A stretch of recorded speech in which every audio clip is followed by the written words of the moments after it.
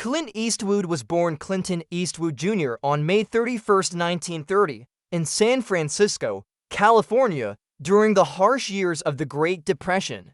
His childhood was marked by frequent moves across the state as his father searched for work, forcing the family to live a modest, uncertain life. These early struggles instilled in him a resilience, independence, and quiet toughness that would later define his on-screen persona. After high school, Eastwood drifted through a series of odd jobs, working as a lumberjack, lifeguard, and gas station attendant before being drafted into the U.S. Army during the Korean War, stationed at Fort Ord. He began to mingle with aspiring actors and entertainers, sparking his own interest in performance. What started as chance exposure soon turned into a lifelong passion for storytelling. Eastwood's big break came in the late 1950s when he was cast as Rowdy Yates in the hit television western Rawhide. Although he was not the lead, his rugged charm and commanding presence quickly made him a fan favorite.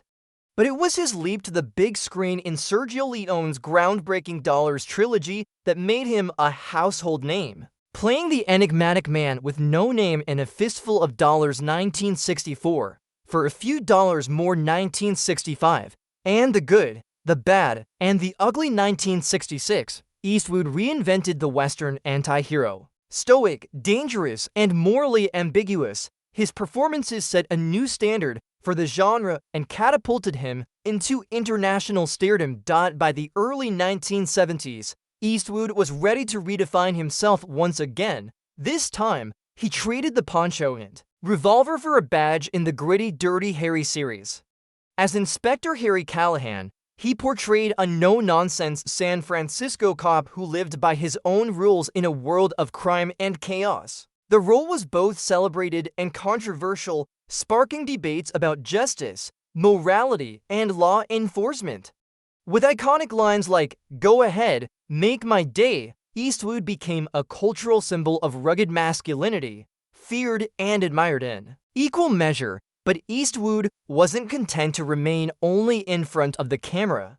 In 1971, he made his directorial debut with Play Misty for Me, a tense psychological thriller that revealed his skill for crafting suspense and character-driven stories. Over the next several decades, he built a remarkable reputation as both actor and director, helming films that ranged from revenge westerns like High Plains Drifter 1973 and Pale Rider 1985, to powerful dramas like The Bridges of Madison County 1995 and $1 Million Baby 2004. His masterpiece, Unforgiven 1992, deconstructed the myths of the Old West, earning him Academy Awards for both Best Director and Best Picture. Eastwood's filmmaking style, minimalist, efficient, and deeply human, would become legendary. In Hollywood, even well into his later years, Eastwood showed no signs of slowing down. Films like Gran Torino 2008, American Sniper 2014, Sully 2016, and The Mule 2018 proved that he could still command audiences with stories that explored morality, heroism, and the human condition. His dedication to authentic storytelling, often using natural lighting and minimal takes, made him one of the most respected filmmakers of his generation.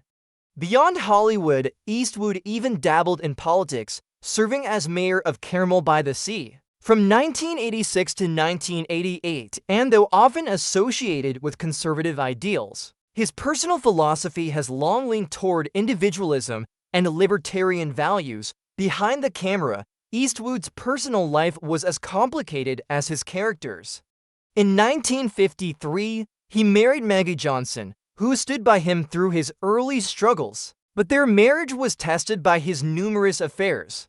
Together they had 2 children, Kyle and Allison, but after decades of strain, they separated in 1984. During this time, Eastwood had also fathered a daughter, Kimber, with stuntwoman Roxanne Tunis, in a relationship kept largely out of the public eye. Later, he entered a long relationship with actress Sandra Locke, his co-star in multiple films.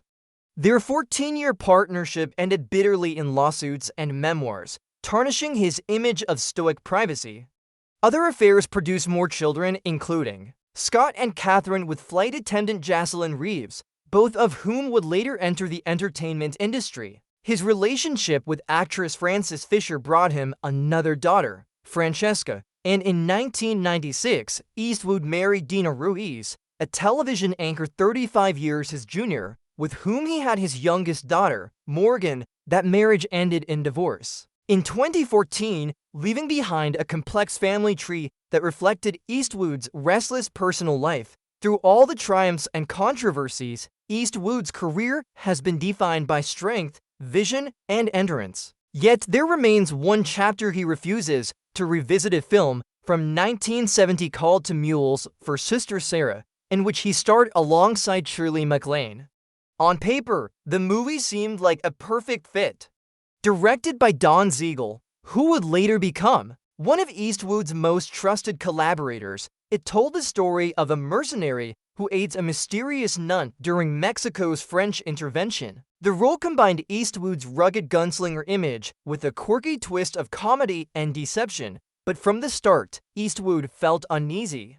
His acting style, quiet, restrained, and instinctual, clashed sharply with Shirley MacLaine's outspoken, theatrical, and controlling approach. She often challenged the director's decisions, creating tension that Eastwood found frustrating. Though professional, their working relationship was one of the most difficult of his career. Eastwood later described the experience of filming To Mules for Sister Sarah as unpleasant, a rare admission from the usually reserved actor. Creative differences weren't the only issue. Eastwood was disappointed by the tone of the film itself. Though Siegel would go on to direct Eastwood in Dirty Harry and other classics, To Mules for Sister Sarah blended Western action with oddball humor and an implausible twist, revealing that MacLaine's nun was actually a prostitute in disguise. To Eastwood, the twist undermined the story's emotional weight, making the film feel contrived rather than authentic. He disliked the lighter tone, which clashed with his preference for gritty realism and moral ambiguity. Looking back, the film also symbolized a transitional phase in his career, time when he was still under the control of studios and directors who didn't fully understand his strengths. It wasn't until later, when he directed films like High Plains Drifter and The Outlaw Josie Wales, that Eastwood gained the creative freedom to tell stories that reflected his own vision.